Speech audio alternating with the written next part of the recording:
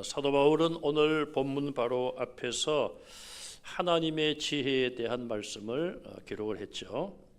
하나님의 지혜는 감추어져 있었다. 또 비밀스러운 것이다. 그렇게 말씀을 합니다. 신학에서 보면은 계시란 그런 단어가 나옵니다. 계시는 뭔가 하나님께서 비밀에 감추어져 있던 것, 베일에 쌓인 것을 사람들에게 보여주신다. 그게 이제 계시라고 하는데요. 하나님이 하나님을 보여주시지 아니하면 인간은 하나님을 알 수 없습니다. 그 계시를 크게 자연계시, 초자연계시. 자연계시는 글자 그대로 자연의 만물을 통하여서 신을, 하나님을 발견할 수 있다는 거예요. 하나님을 안 믿는 자들도 우주의 그 세계를 보면서 저 모든 것들이 저절로 생겨났을까? 혹은 다윈이 진화론을 주장했습니다마는 저것이 정말 어떤 아무것도 없는 가운데서 조금씩 저렇게 발전이 되었을까? 그런 생각을 하면서 아마도 위대한 신이 이것을 다 만든 것이 아닌가. 그렇게 만물 가운데 하나님에 대한 것을 사람들이 깨달을 수 있다는 거예요. 그래서 나중에 하나님의 심판대 앞에서 핑계하지 못한다. 그렇게 말씀을 하죠. 그래서 자연계시는 자연의 그런 걸 통해서 하나님이 계신다. 그분은 여호와 하나님이고 성경에 나온 이런 하나님이다. 다 그렇게 자세하게 알 수는 없지만 어렴풋이나마 어떤 신의 존재를 자연을 통해서 알 수 있다는 거예요. 그것도 하나의 하나님이 계시로 보여주신다는 거예요. 여러분 지금은 땅이 꽁꽁 얼고 그래봤자 이제 한 달만 지나면은 땅에서 싹이 올라오고 또 봄이 되면은 꽃이 피지 않습니까? 그런 걸 보면서도 이게 그냥 자연적으로 이렇게 돌아가는 건가? 아니다. 성경에 말씀하는 것처럼 하나님이 다 창조하셨다. 하나님의 질서다. 그렇게 우리가 자연을 통해서 하나님을 발견하게 되는 그걸 자연계시 혹은 일반계시라고도 합니다.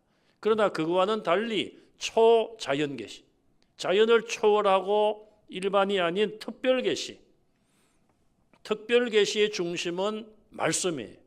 말씀계시, 성경계시입니다. 성경을 통하여 하나님이 우리에게 하나님을 가르쳐 주시는 거예요.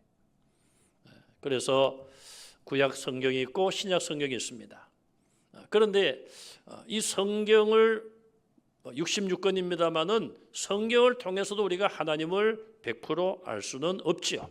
하나님이 가르쳐 주신 만큼만 우리가 알 뿐이에요. 또 이 성경 계시는 우리의 구원에 충분한 것을 하나님이 계시하셨기 때문에 우리가 더 이상 욕심을 내어서 하나님 저에게만 좀 특별한 계시를 좀 내려주십시오. 그래서 어떤 분들은 나는 직통파다. 뭐가 직통파입니까? 하나님이 직접 내게 계시를 한다. 그렇게 말하는 사람들이 있는데 위험할 정도가 아니라 그 사람은 아예 잘못된 사람이다. 그렇게 보시면 정확합니다.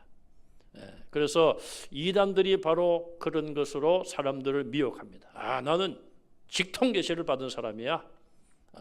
그래서 어떤 일마다 결정을 하지 않고 기도하는 거예요. 기도. 사람은 지금 기다리고 있는데 시간이 급한데 계속 기도만 하면 어떻게 됩니까? 하나님은 우리에게 판단할 수 있는 그런 지혜와 이성을 성도들에게 주신 거예요.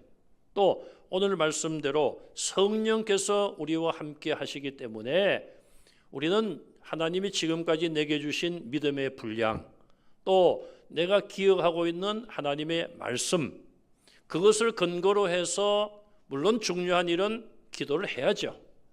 기도를 하지만은 무턱대고 모든 것을 다 기도하여 하나님이 응답하시면 행동하겠다. 그것도 문제가 있는 것이죠. 내일 아침에 보통 사람들은 시간에 맞추어서 직장에 출근을 합니다.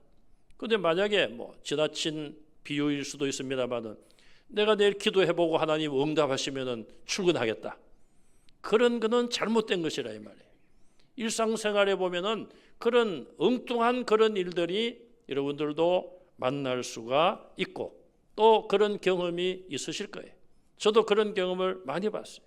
제가 언젠가도 말씀을 드렸잖아요. 어떤 후배 목사님이 미국에 있을 때에 저만 만나면은 자기가 하나님의 계시를 받았다, 뭐 음성을 들었다, 자꾸 그런 이야기를 하더라고요. 제가 그냥 자꾸 그런 이야기를 들으니까 제가 쫄리는 것 같아요. 제가 한 번은 마음을 먹고 물었어요. 목사님, 하나님이 영어로 합니까? 한국말로 합니까?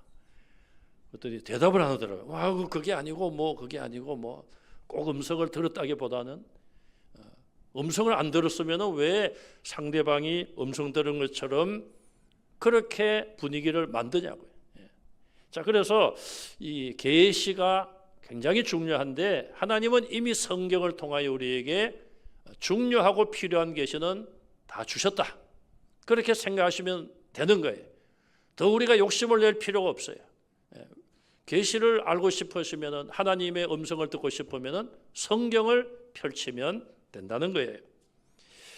자, 하나님께서 우리가 9절을 지난번에 생각해 보지 않았는데요. 9절을 보면은 기록된 바, 그리고 이사야서 밑에 보시면은 64장 혹은 65장 인용한 것으로 나와 있는데 그 9절에 올라가서 보시면은 그 내용을 풀이하면 이렇습니다.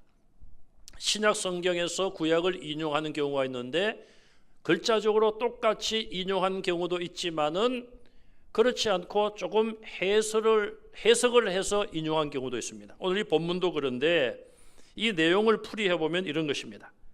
하나님이 하시는 일들은 하나님 외에는 다른 누가 들어도 알지 못하고 보아도 본 자가 눈이 있어도 본 자가 없다 이 말이에요. 자, 이 말도 역시 또 해석이 필요한데 사람의 지혜로는 하나님이 하신 일을 제대로 보거나 그 말씀을 제대로 들을 수 없다는 거예요. 그럼 어떻게 해야 되겠습니까? 사람의 지혜가 아닌 하나님이 주시는 지혜. 오늘 본문에도 영이란 말이 굉장히 많이 나옵니다. 영, 성령, 뭐 신령하다. 영이란 말이 계속 나오고 있는데 하나님의 영을 통해서만이 하나님이 하시는 일, 또 하나님의 말씀을 우리가 제대로 깨닫고 들을 수 있다. 그런 의미예요. 선지자들과 많은 이스라엘 백성들은 하나님의 말씀을 직간접적으로 많이 들었습니다. 또 하나님이 행하시는 일들을 그들이 눈으로 많이 보았습니다. 그러나 귀로 듣고 또 지도자 선지자를 통하여 말씀을 듣고 그들의 눈으로 보았다고 해서 그들이 다 하나님 하신 일들을 깨닫고 순종한 것은 아니었습니다. 광야의 이스라엘 백성들을 보십시오. 40년 동안 하나님이 행하신 기적이 얼마나 많습니까? 뭐 다른 건 다 놔두더라도 매일 아침마다 안식일을 제외하고 만나를 내려주셨잖아요. 하나님이 내려주신 거 아닙니까? 그들이 만든 거 아니에요, 음식을. 하나님이 만나를 6일 동안 내려주신 거예요. 또 6일째 되는 날은 이틀분을 하나님이 내려주셨잖아요. 어떻게 그런 일을 인간이 할 수 있습니까? 또 그 내려주신 양도 부족하지도 않고 남지도 않고 욕심을 내어서 하루분 아닌 이틀분을 가져온 자들은 하루가 지나면 그걸 썩게 하여 먹지 못하게 하셨어요. 그래서 하나님은 하나님의 어떤 규정을 세우시고 그렇게 명령하신 것이죠. 그럼 이스라엘이 그걸 보면서 깨달아야 되지 않겠습니까? 야, 하나님은 참 인간이 이해할 수 없는 전능하신 분이구나. 우리를 이 광야에서 먹을 것이 없는 이곳에서 우리가 곡식을 재배할 수도 없고 과일나무를 심을 수도 없는데 하나님이 이렇게 매일마다 우리를 굶기지 않고 만나로 먹이시는구나. 그런 많은 일들을 보았지만 정말 그들이 하나님을 제대로 섬겼는가? 20세 이상 계수된 자들 중에는 다 원망과 불평을 일삼음으로 여호수아와 갈렙 외에는 20세 이상 계수된 자들이 가나안 땅에 들어가지 못했습니다. 결국 하나님의 말씀이나 하나님이 하시는 그런 일들 성령으로 하지 않고는 제대로 보았다고 말할 수 없고 들었다고 말할 수 없다는 것입니다. 오늘 본문에서 바울은 하나님이 주시는 지혜, 하나님 앞에서 오직 한 가지 방법으로만 우리가 하나님의 뜻을 깨달을 수 있다, 그걸 말하고 있어요. 그것이 바로 10절에 나오는 성령이십니다. 오늘 본문을 보시면 첫째로 하나님께서 성령을 통하여 성도들이 보고 깨닫게 하셨다, 그렇게 말씀을 합니다. 인간이 눈이 있어도 보지 못하고 귀가 있어도 듣지 못하는데 하나님께서 한 가지 방법, 성령을 통해서만 보고 듣고 깨닫게 하셨다, 그렇게 말씀을 합니다. 하나님의 이런 비밀스러운 지혜는 우리에게 성령을 보내주시고 우리가 성령을 받고 성령을 통하여 성령의 가르치심을 통하여서 비로소 하나님에 대하여 깨닫고 알게 된다는 것입니다. 그럼 하나님의 지혜는 무엇인가? 이미 앞에서 나왔습니다. 예수님의 십자가의 대속을 통하여 죄인이 구원받는 것, 이것이 하나님의 지혜요 가장 지혜로운 구원의 길입니다. 사람의 지혜로는 이해할 수가 없어요. 그래서 십자가의 도는 멸망받는 자들, 성령 받지 아니하는 자들에게는 미련한 것이다, 그렇게 앞에서 이야기를 하고 있습니다. 제가 BC 8세기경에 그리스에서 인간의 그 어떤 학문의 폭발적인 그런 연구가 있었다, 지난번에 한번 말씀을 드렸습니다. 그 학자들의 그런 설명을 보면은 세계의 어떤 인류의 발전을 가져올 수 있는 첫 번째 계기가 8세기경에 그리스인들에 의해서라고 합니다. 뭐 우리는 지금의 그리스가 뭐 대단치 않은 그런 나라로 봅니다만은 아테네에서 이미 지금으로 말하면은 올림픽과 같은 그런 경기가 그 옛날에 벌써 있었지 않습니까? 그래서 이집트에는 무덤이 있지만 그리스에는 극장이 있다.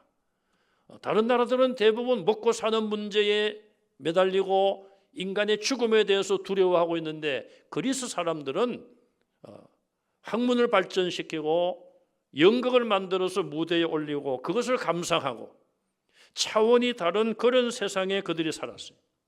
그래서 대부분 철학서에 나오는 철학자들이 다 그 당시 그리스인들의 그 주변 국가에서 다 일어났습니다. 그런데 그들의 책을 아무리 봐도 신에 대해서 막연하게 조금 이야기하는 철학자들은 있지만 성경이 말씀하는 하나님은 그들이 발견하지 못했습니다. 이것이 인간의 지식의, 인간의 지혜의 한계인 거예요. 왜냐하면은 존 칼빈 선생님의 그 주장처럼 우리 인간의 본성이 전적으로 타락했기 때문에 선을 행할 능력이 전혀 없으며 하나님이 도와주시지 아니하면 하나님을 발견하거나 하나님을 찾아서 알 수 있는 능력이 전혀 없기 때문에 그렇다는 거예요. 그런데 오늘 9절 하반절에 보시면은 오직 성령만이 하나님의 깊은 것까지라도 통달하신다, 그렇게 말씀을 하고 있습니다. 바로 그 성령께서 죄인에게 임하심으로 인간의 지혜가 아닌 하나님의 지혜를 깨닫게 하시는 것입니다.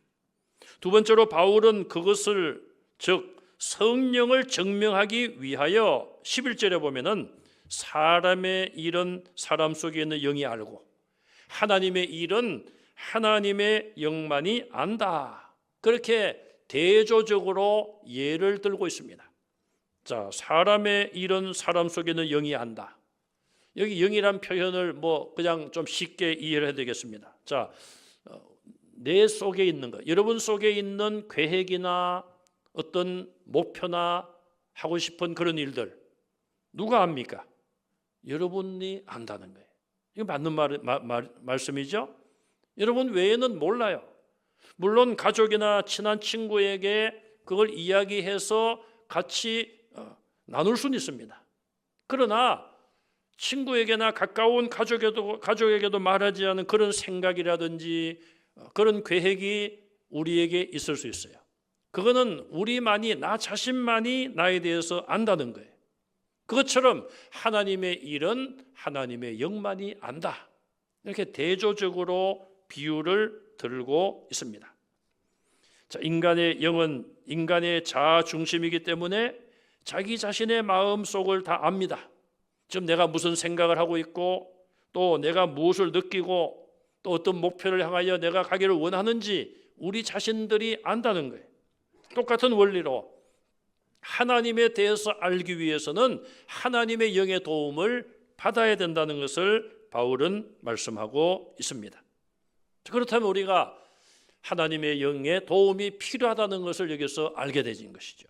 세 번째로 우리는 하나님의 영을 받았기 때문에 하나님이 주신 은혜를 알 수 있다. 자, 12절 말씀이에요. 12절에 보면 세상의 영이 나옵니다. 우리는 하나님의 자녀들은 세상에 살지만은 세상에 속한 자들이 아니라 하나님께 속한 자들이에요. 여러분 그것을 분명하게 믿습니까? 예, 우리가 이 세상 속에 살고 있어요. 그러나 세상에 속한 자가 아니라 하나님께 속한 자예요. 천국에 예비 시민인 것을 믿으시기 바랍니다. 자, 그래서 우리는 세상에 속하지 않았기 때문에 우리는 세상의 영을 받지 않았다. 그렇게 말하고 있는 거죠. 에베소서 2장 2절에 보시면은 이 세상의 영을 불순종하는 아들들 가운데 역사하는 영이다. 하나님의 말씀에 불순종하고 죄악된 길, 멸망의 길을 걸어가는 자들이 있습니다. 그들 가운데 역사하는 영, 마귀의 영이에요. 그래서 이 세상은 영적인 전쟁입니다. 하나님의 영과 마귀의 영이 서로 싸우는 장소가 바로 이 세상이라는 공간입니다. 저와 여러분 마음속에도 그런 싸움은 일어날 수 있습니다. 하나님이 원하시는 길, 마귀가 원하는 길, 그 중간에서 우리가 갈등하며 싸울 때가 있는 것이고 때로는 우리가 승리하지만은 또 때로는 패배할 수도 있는 것이죠. 그럴 때마다 우리는 하나님의 영, 성령의 도움을 간구해야 됩니다. 자, 그렇기 때문에 이 성도는 성령을 받았지 마귀의 영을 받은 것은 아니라는 거예요. 그럼 성령을 주신 목적이 무엇인가?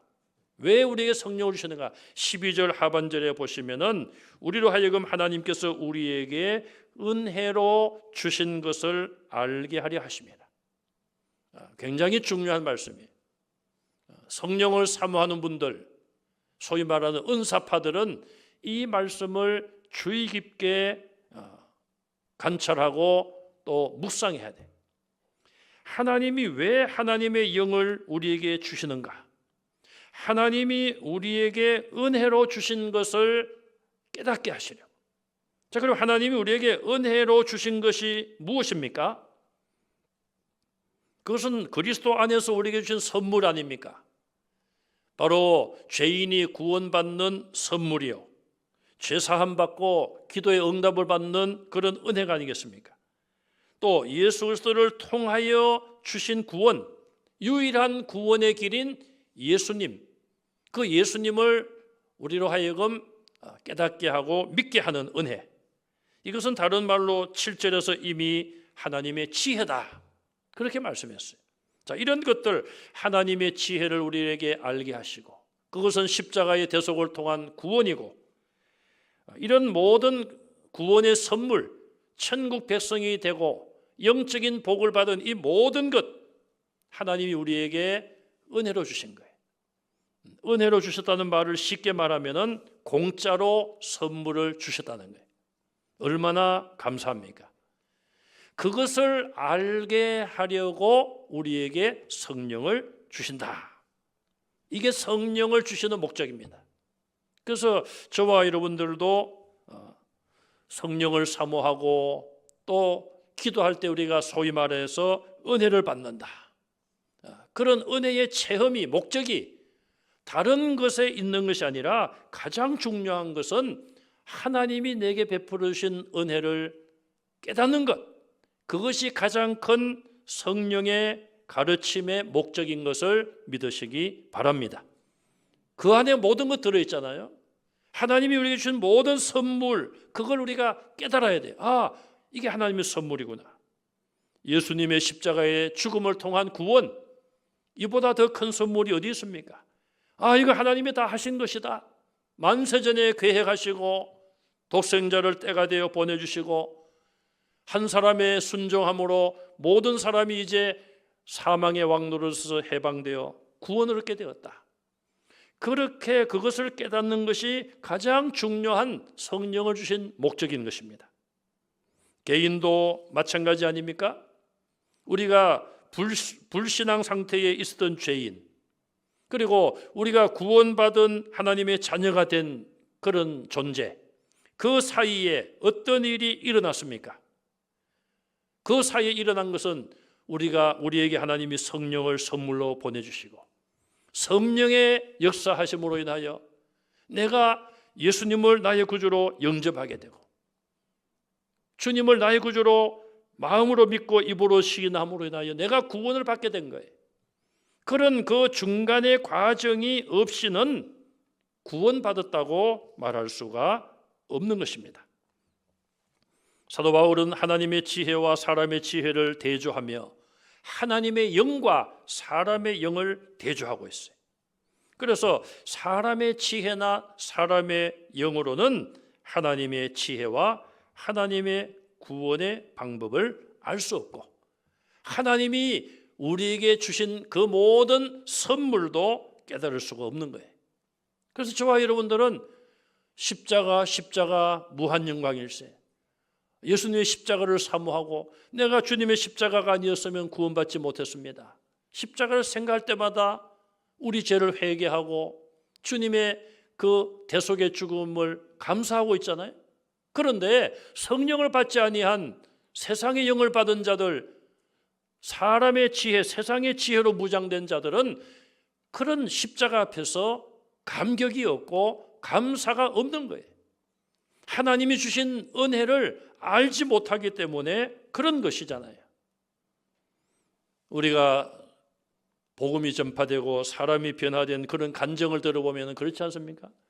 옛날에는 성령 받지 못하고 불신앙의 자리에 있었을 때는 예수 믿는 사람들을 미쳤다고 그러고 뭐 예수쟁이라고 놀리고 예수에게 미쳤다고 조롱하던 사람들 아닙니까? 그러나 그런 자들이 성령을 받고 하나님의 부르심에 순종하여 구원받은 이후에는 자기의 과거의 어리석음을 뉘우치고 더 하나님을 사랑하는 모습을 보잖아요. 사울이 바로 바울 되었을 때 그러하지 않았습니까? 그가 예수님 만나기 전에, 성령 받기 전에, 자기가 죄인임을 깨닫기 전에는 예수 믿는 사람들 옥에 가두고 죽이는 일에 앞장선 사람이에요. 예수를 전하는 그런 성도들을 아예 그냥 죽이는 일에 앞장선 사람 아닙니까? 그랬던 그가 성령을 받고 나니까 180도 바뀌어졌습니다. 이제는 생명을 걸고 핍박을 받으면서 죽음을 각오하고 복음을 전하는 자로 바뀐 거예요. 왜 바뀌었습니까? 성령께서 그에게 찾아오시고 그를 바꾸어 주신 거예요. 저와 여러분들에게도 하나님께서 이런 놀라운 은혜를 주시기 위하여 성령을 우리에게 주셨습니다. 우리는 하나님의 영을 받았기 때문에 예수님을 나의 구주라고 고백하게 된 것이죠. 그래서 고린도전서 12장 3절에 보면은 성령으로 아니하고는 누구든지 예수를 주시라 할 수 없느니라 말씀했어요. 저와 여러분들이 예수님을 나의 구주라고 고백하고 다른 사람에게 자신 있게 말할 수 있는 것은 우리 자신에게 이미 성령이 임하셨고 성령이 우리에게 그렇게 가르쳐 주신 줄 믿으시기 바랍니다. 네 번째로 육에 속한 사람은 하나님의 성령의 일들을 받지 아니했다. 그렇게 본문은 말씀합니다. 오늘 본문에 보시면은 육에 속한 사람이란 말이 나와요. 육에 속한 사람. 자, 이거는 성경학자들이 잘못된 번역이다. 육에 속한 사람보다는 혼적인 사람이다. 그렇게 원문을 해석해야 된다고 주장을 합니다. 혼적인 사람은 무엇인가? 창세기 2장 7절에 올라가서 보면은 흙으로 만든 사람의 코에 하나님이 생기를 불어넣어 주시고 그 사람이 생명이 된지라. 여기 생명을 혼으로 해석을 하고 있습니다. 결국 혼적인 사람이라는 것은 자연인의 상태를 의미하고 있습니다.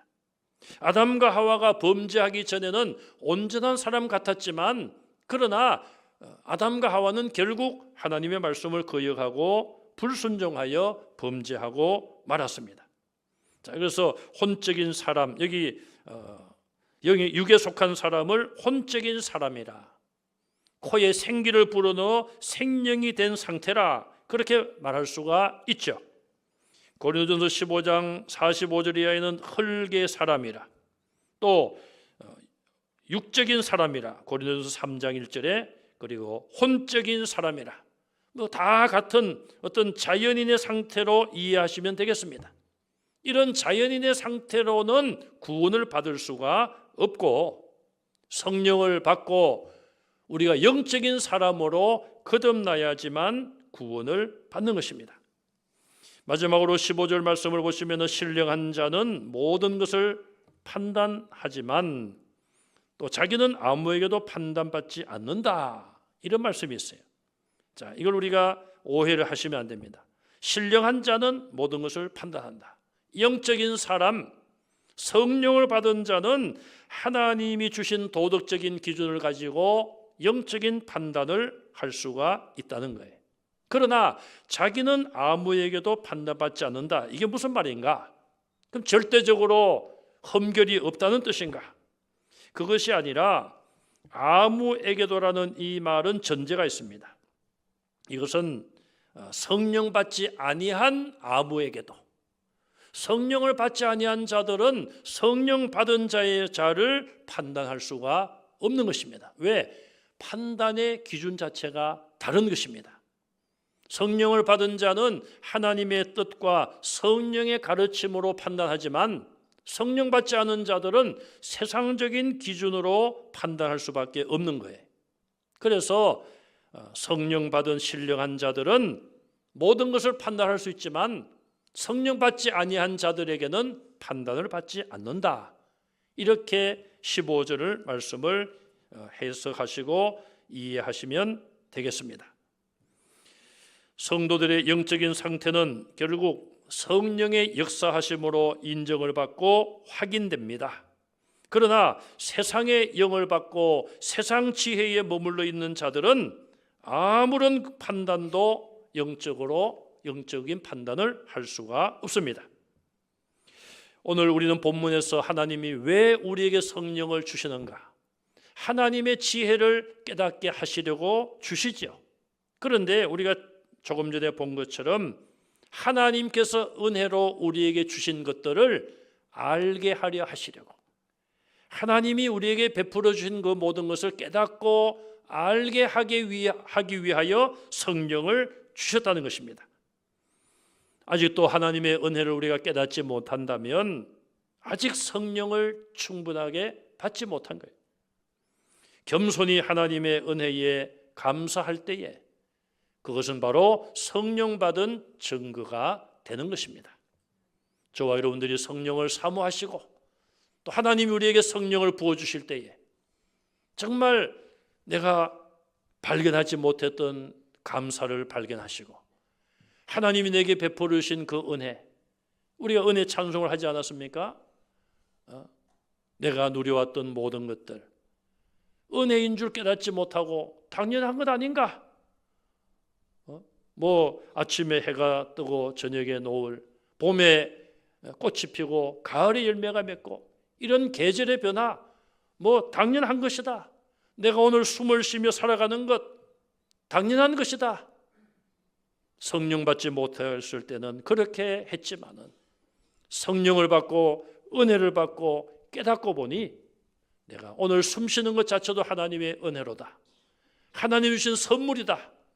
그런 깨달음과 간정이, 찬양이 여러분들에게 나타나시기를 주님의 이름으로 축원합니다. 아멘. 기도하겠습니다. 아버지 하나님, 은혜를 감사드립니다. 우리에게 많은 사랑과 은총과 은혜를 베풀어 주셨지만 때로는 우리가 깨닫지 못할 때도 많았으며 감사하지 못할 때도 많았습니다. 우리의 부족함을 용서하시고 더욱 성령 충만함을 주셔서 하나님의 은혜에 감사하는 성도들 되게 하여 주시옵소서. 부족하고 깨닫지 못하는 저희들 성령님께서 가르쳐 주시옵소서. 예수님 이름으로 간절히 기도하옵나이다. 아멘. 양우구역 가족들 나오셔서 찬양하시겠습니다. 우리 다음 주에는 선유주공구역에서 찬양을 준비하시겠습니다. 우리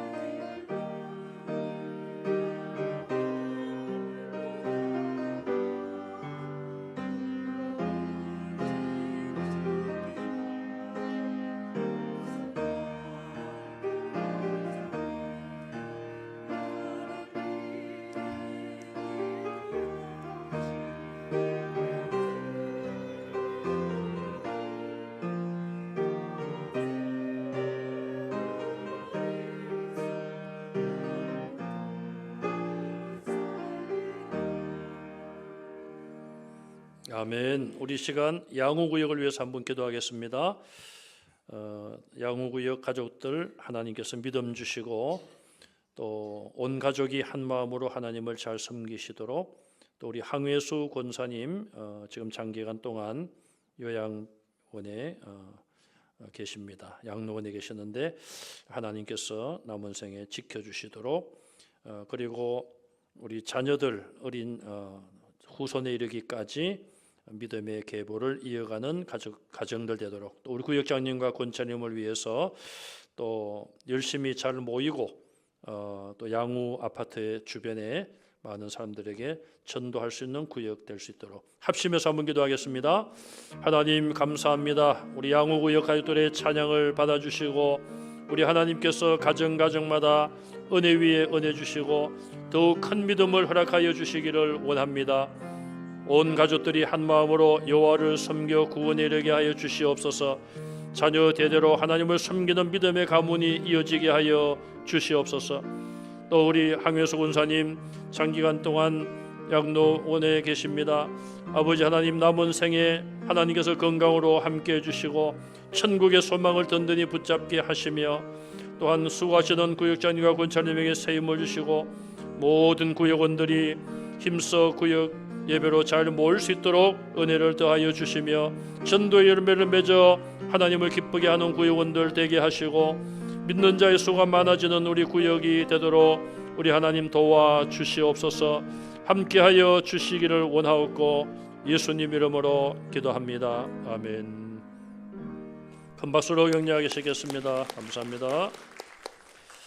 교회 소식을 전합니다. 이번 주 금요교대는 영아부 교사 주간으로 모이겠습니다.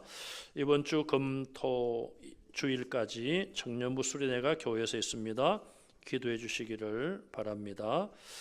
그리고 우리 장례 광고를 드리겠습니다. 우리 당동 4구역의 이순옥 집사님 84세로 별세하셨습니다. 꽤 오래됐죠. 당동 꽤 오래됐는데 우리 사할린 교포들이 이 지역에 와서 정착을 할 초창기입니다. 그때에 우리 이순옥 집사님도 오셨고 그 사할린 그 교포들 그분들 가운데서 뭐 쉽게 말씀드리면은 이렇게 좀 리더셨고 또 구역장 역할을 그분이 많이 했어요. 그래서 많은 그 사할린 교포들이 주변에 있고 했는데 우리 교회를 인도도 많이 하고 하셨는데 그동안 투석도 하시고 그렇게 연약한 중에 계시다가 오늘 하나님 나라에 가셨습니다. 우리 아드님이 와 계셨는데 제가 신방을 한 달 조금 전에 갔었습니다. 말이 잘 안 통해요, 한국말이. 뭐 여러 가지 또 사정으로 일반 장례로 그렇게 하겠다고 합니다. 우리 교회에서는 내일 4시에 조문을 하려고 합니다. 예담 장례식장이고요. 교회에서는 3시 45분에 출발하도록 하겠습니다. 기억하시고 유가족들을 위해서 기도하시고 또 위로해 주시기를 바랍니다. 우리 한번 합심해서 기도하고 마치려고 합니다. 먼저 우리가 이 나라 이 민족 정치적으로 안정을 찾고 경제적으로 회복이 되고 또 우리 한국 교회가 깨어서 기도하고 정말 하나님께서 이 대한민국을 위기에서 건져 주시도록 나라와 민족을 위해서 기도해 주시고요. 또 우리 한국 교회의 회복과 부흥을 위해서 또 우리 문산교회의 회복과 부흥을 위해서 기도해 주시기를 바랍니다. 새해 들어와서 감사한 것은 우리 예배 출석 인원이 조금씩 늘고 있습니다. 그래서 코로나 전에 500명 정도 평균 모였는데 금년 안으로 우리 500명 다시 회복되고 또 앞으로 날마다 부흥하는 교회 될 수 있도록 우리 한번 합심해서 나라와 민족을 위해서 교회를 위해서 기도하겠습니다. 하나님 아버지, 이 시간 저희들이 합심하여 기도합니다. 이 나라 이 민족을 불쌍히 여겨주시기를 원합니다. 여러 가지 정치적으로 혼란한 가운데 있습니다. 속히 안정을 찾게 도와주시고 법치가 바로 세워지게 도와주시며 온 국민들이 평안하게 도와주시기를 원합니다. 대외적으로도 신뢰를 회복할 수 있도록 도와주시고 경제적으로도 어려운 가운데 싸우니 주여 불쌍히 여주시고 회복시켜 주시기를 간절히 원합니다. 하나님 아버지여, 또한 온 나라 국민들이 우상 숭배를 버리게 하시고 또 다른 사이비 종파나 샤머니즘과 또한 이단의 모든 사상을 버리고 하나님께 돌아올 수 있도록 역사하여 주시기를 간절히 원합니다. 남북의 아버지 통일도 앞당겨 주시고 북한에 무너진 교회를 세우며 한국 교회가 회복되게 하시고 부흥되게 하시고 땅 끝까지 이르러 복음을 전하는 사명을 회복하는 우리 한국 교회가 되게 하여 주시옵소서. 아버지 하나님이여, 또한 무너진 교회들을 세워주시고 코로나로 인하여 흩어졌던 하나님을 멀리 떠났던 하나님의 백성들이 돌아오는 역사가 있기를 원합니다. 우리 문산교회도 예배가 온전히 회복되게 하시고 하나님 앞에 온 성도들이 다 나와 온전한 예배를 드릴 수 있도록 주여 저들의 신앙을 다시 회복시켜 주시기를 간절히 원합니다. 코로나 이전으로 회복되게 하시고 코로나 이전보다 더 큰 부흥의 역사가 우리 한국교회 위에, 우리 문산교회 위에 나타나게 하여 주시옵소서. 우리가 열심히 기도하게 하시고 전도에 힘쓰게 도와주시고 하나님께서 전도의 열매를 맺을 수 있도록 역사하여 주시옵소서. 있습니다. 우리 환우들을 위해서 한번 기도하겠습니다. 우리 선재균 장로님, 또 이재성 목사님, 또 윤영 권사님, 또 그 외에도 이세임 집사님과 그리고 김성미 성도님, 윤철중 성도님, 또 우리 안명남 집사님, 박병진 집사님, 그 외에도 또 양로원에 요양원에 계시는 분들도 계십니다. 또 여러분 자신의 가족들과 여러분 자신의 건강을 위해서도 기도하시기 바라고요. 또 우리 청년부가 이번 금요일부터 수련회를 하고 또 우리 중고등부는 다음 주에 또 수련회를 참석을 하는데 크신 은혜가 임할 수 있도록 합심해서 기도하겠습니다. 아버지 하나님 연하여 간구합니다. 특별히 환우들을 위해서 기도합니다. 선재균 장로님과 또 우리 이재성 목사님, 그리고 김성미 성도님과 윤철중 성도님, 윤영 권사님, 주께서 일일이 찾아가 주시고 회복시켜 주시기를 원합니다. 또 우리 이영국 장로님도 온전케 회복시켜 주시옵소서. 또 우리 이정지 권사님도 입원하여 지금 아버지 치료 중에 있습니다. 하나님의 능력으로 온전한 회복을 허락하여 주시옵소서. 주님의 권능으로 빠르고 온전한 회복을 허락하여 주시기를 원합니다. 아버지 모든 성도들 약한 부분마다 주님의 권능으로 회복시켜 주시옵소서. 또 우리 청년부와 중고등부 동기수련회 위에 크신 은혜를 하나님께서 예비하여 주시고 주님 저들이 젊어서 하나님을 발견하고 하나님 주신 큰 은혜를 받고 하나님을 알고 깨달아갈 수 있도록 주여 역사하여 주시옵소서. 믿습니다. 우리 한 번만 더 기도하겠습니다. 이순옥 집사님 이렇게 고국에 돌아오셨는데 또 그동안 오랜 투병 생활 끝에 하나님 나라에 가셨습니다. 유가족들을 위로해달라고 기도하시고 또 우리 이정지 권사님 무릎 시술을 받고 이제 다음 주간에 퇴원할 예정이신데 아직은 좀 걷기가 불편하신 것 같은데 이정지 권사님 무릎 온전한 회복을 위해서 또 여러분 자신들이 기도하시는 제목 가지고 한 번 더 기도하겠습니다. 하나님 아버지, 시간 우리 이순옥 집사님을 위해서 기도합니다.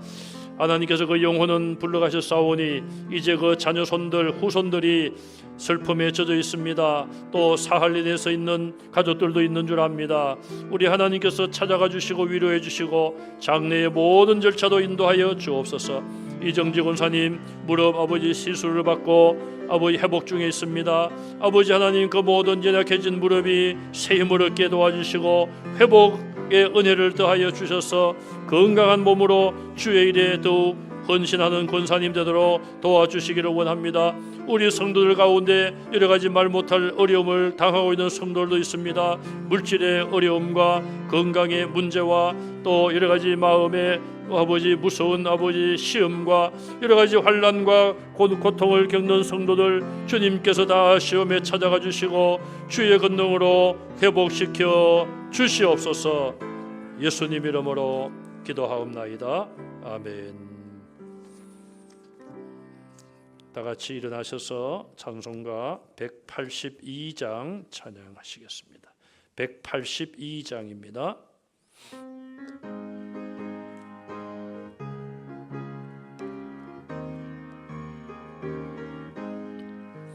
강물같이 흐르는 기쁨 성령 강림함이라. 정결한 마음 영원하도록 주의 거처 되겠네. 주님 주시는 참된 평화가 내 맘속에 넘치네. 주의 말씀에 거센 풍랑도 잠잠하게 되도다. 나의 생명 소생케 되면 성령 임하심이라. 모든 의심 슬픔 사라져 주의 평강 넘치네. 주님 주시는 참된 평화가 내 맘속에 넘치네. 주의 말씀에 거센 풍랑도 잠잠하게 되도다. 하늘에서 단비 내리고 햇빛 찬란함같이 우리 맘에 성령이 많이 주님 보내심이라. 주님 주시는 참된 평화가 내 맘속에 넘치네. 주의 말씀에 거센 풍랑도 잠잠하게 되도다. 생명신에 넘쳐 흘러서 마른 광야 적시니 의의 열매 물어 익어서 추수를 기다리네. 주님 주시는 참된 평화가 내 맘속에 넘치네. 주의 말씀에 거센 풍랑도 잠잠하게 되도다.